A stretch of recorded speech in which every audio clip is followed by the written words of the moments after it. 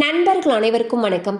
இன்னைக்கு நம்ம இந்த வீடியோல தமிழகத்தில் பெண்கள் 1 லட்சம் இலவச மானியம் பெறலாம் என்ற தகவல் வெளியாகிருக்கு. ஸோ அதை பத்தி தான் இப்ப நம்ம பார்க்க போறோம். தமிழகத்தில் திரு மு.க. ஸ்டாலின் அவர்கள் முதல்வராக பொறுப்பேற்றது முதல் பல்வேறு நலத்திட்டங்களும் அறிவிப்புகளும் வெளியாகி வருகின்றன. இதில் மகளிருக்கு 1000 ரூபாய் உரிமை தொகை திட்டமானது பொதுமக்களிடையே நல்ல வரவேற்பை பெற்றது. இதேபோல புதுமை பெண் மற்றும் தமிழ் புதல்வன் திட்டம் கல்லூரி மாணவ மாணவிகளிடையே நல்ல வரவேற்பினை பெற்றது.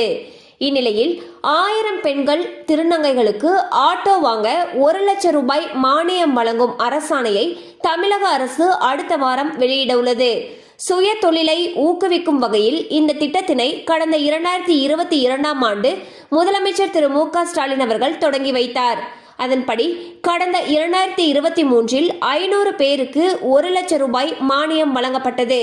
இதைத் தொடர்ந்து 2024இல் 1000 பெண்கள் மற்றும் திருநங்கைகளுக்கு இந்த மானியம் வழங்கப்பட உள்ளது. ஸோ பாத்தீங்கன்னா தமிழக அரசு பெண்கள் மற்றும் கல்லூரி மாணவ மாணவிகளுக்கு பல்வேறு வகையான நலத்திட்ட உதவிகளை அறிமுகப்படுத்திக்கிட்டே வந்துட்டு இருக்காங்க.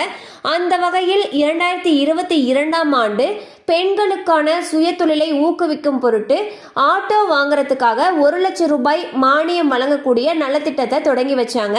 அந்த வகையில் கடந்த ஆண்டு 500 பேருக்கு 1 லட்சம் ரூபாய் மானியம் வழங்கப்பட்டது.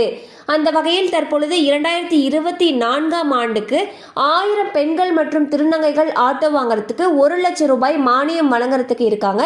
ஸோ இதற்கான அரசாணை அடுத்த வாரம் வெளியிடப்பட உள்ளது. தேவைப்படுறவங்க இந்த வாய்ப்பை பயன்படுத்திக்கோங்க.